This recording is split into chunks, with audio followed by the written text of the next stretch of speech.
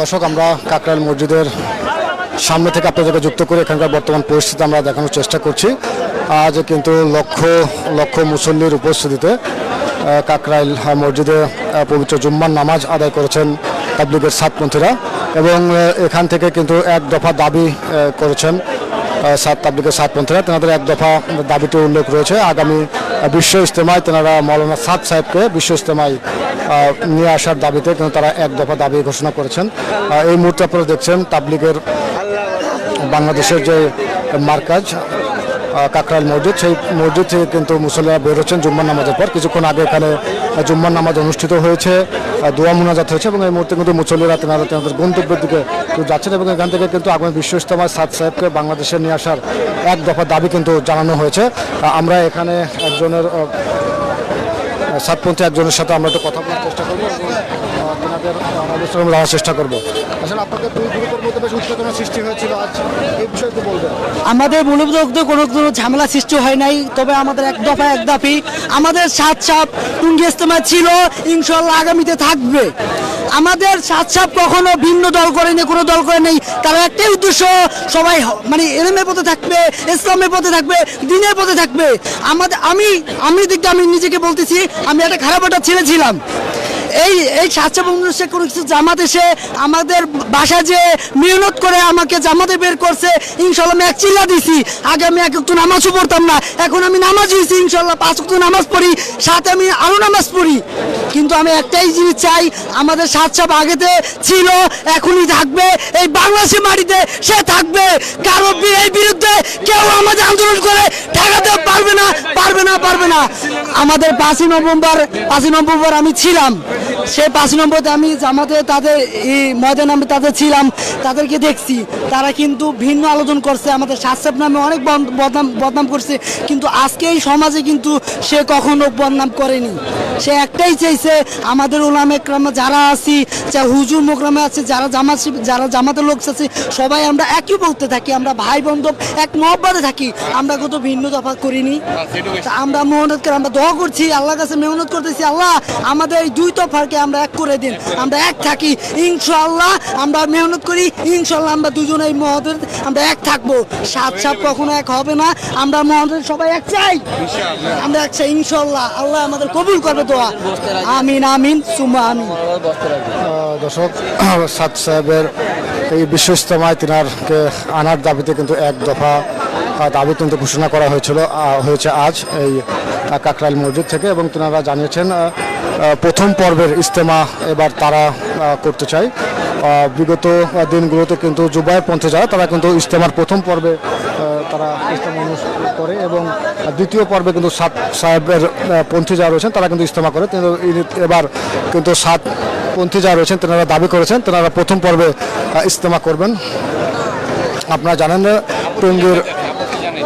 টঙ্গীর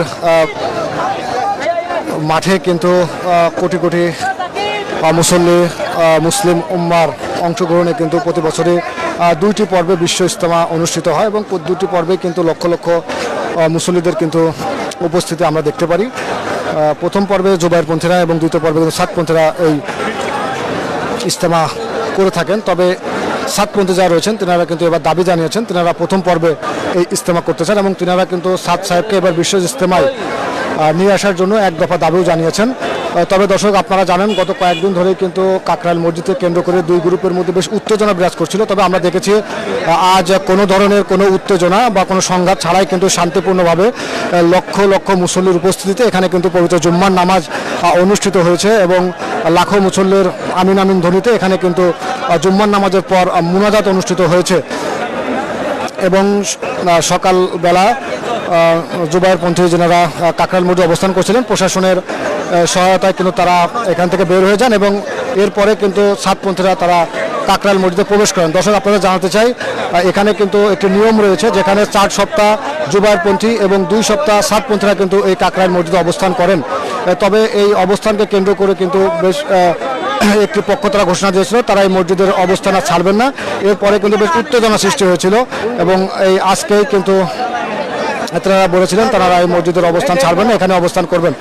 এইটা নিয়েই কিন্তু উত্তেজনা সৃষ্টি হয়েছিল। তবে কোনো উত্তেজনা বা কোনো ধরনের সংঘাত ছাড়াই কিন্তু এখান থেকে জুবাইরপন্থীরা মসজিদের অবস্থান ছেড়েছেন এবং সাতপন্থীরা মসজিদে প্রবেশ করেছেন। এই মুহূর্তে আজ সাতপন্থীদের মাধ্যমে এখানে জুম্মার নামাজ অনুষ্ঠিত হয়েছে এবং আমরা দেখেছি লাখো মুসল্লি কিন্তু এই জুম্মার নামাজে আজ অংশগ্রহণ করেছেন এবং এখানে কিন্তু লক্ষ লক্ষ মুসল্লি তেনারা জুম্মার নামাজের পর তেনারা কিন্তু তেনাদের গন্তব্যের উদ্দেশ্যে ফিরে যাচ্ছেন এবং তেনারা কিন্তু এই নামাজ থেকে তেনারা এক দফা দাবি জানিয়েছেন যে আগামী বিশ্ব ইজতেমায় তেনারা সাদ সাহেবকে বিশ্ব ইজতেমায় নিয়ে আসতে চান এবং তাকে দেখতে চান। এই এক দফা দাবি কিন্তু আজ এই কাকরাইল মসজিদ থেকে কিন্তু জানানো হয়েছে।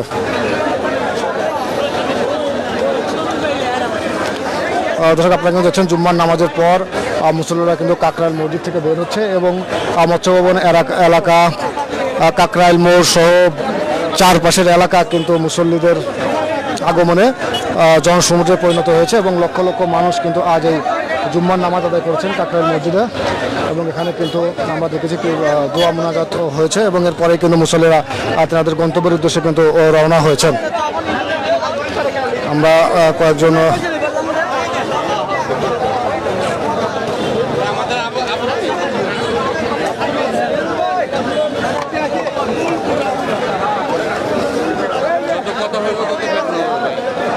দর্শক আপনারা কিন্তু দেখছেন এখানে কিন্তু মুসল্লিরা নামাজ পড় তারা কিন্তু বের হচ্ছেন এবং তারা কিন্তু তাদের গন্তব্যের উদ্দেশ্যে কিন্তু তারা রওনা হয়েছেন। কিছুক্ষণ আগে কিন্তু এখানে জুম্মার নামাজ আদায় হয়েছে।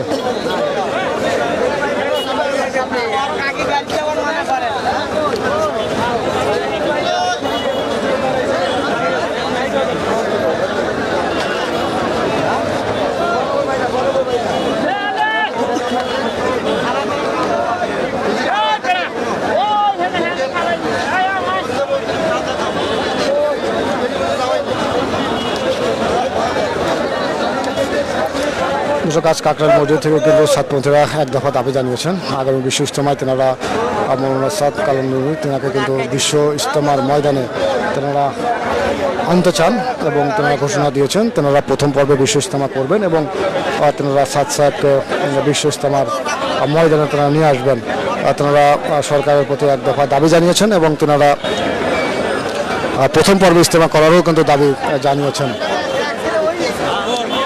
আপনারা জানেন বেশ কয়েক বছর কিন্তু টঙ্গীর বিশ্ব ইজতেমায় সাদ সাহেব কিন্তু তিনি আসেন না। এর আগে কিন্তু তিনি বিশ্ব ইজতেমা আসতেন এবং আখেরি মোয়াদ তিনি পরিচালনা করতেন। তবে টঙ্গীর দুটি গ্রুপে বিভক্ত হওয়ার পর এবং তাদের মধ্যে বেশ মতপার্থক্যের কারণেই কিন্তু সাদ সাহেব তিনি বিশ্ব ইজতেমায় আসতে পারেন না বা আসেন না এবং এই দ্বন্দ্ব কিন্তু দিন দিন বাড়ছে এবং কাকরাইল মসজিদকে ঘিরেও কিন্তু বেশ উত্তেজনা সৃষ্টি হয়েছিল। তবে কোনো সংঘাত ছাড়াই কিন্তু এখানে সাতপন্থীরা জুম্মার নামাজ আদায় করেছেন কাকরাইল মসজিদে এবং তেনারা এখান থেকে এক দফা দাবি জানিয়েছেন আগামী বিশ্ব ইজতেমায় সাদ সাহেবকে তেনারা টঙ্গীর ময়দানে নিয়ে আসতে চান এবং তেনারা প্রথম পর্বে ইজতেমা করার দাবি কিন্তু তারা জানিয়েছেন। আপনারা দেখছেন সাতপন্থী যারা রয়েছেন তেনারা কিন্তু কাকরাইল মসজিদ থেকে তেনারা বের হচ্ছেন। লক্ষ লক্ষ মুসল্লিদের উপস্থিতিতে কিন্তু আজ এখানে জুম্মার নামাজ কিন্তু অনুষ্ঠিত হয়েছে এবং জুম্মার নামাজের পর কিন্তু মুসল্লিরা মসজিদ থেকে বের হচ্ছেন এবং তেনাদের গন্তব্যে তেনারা যাচ্ছেন।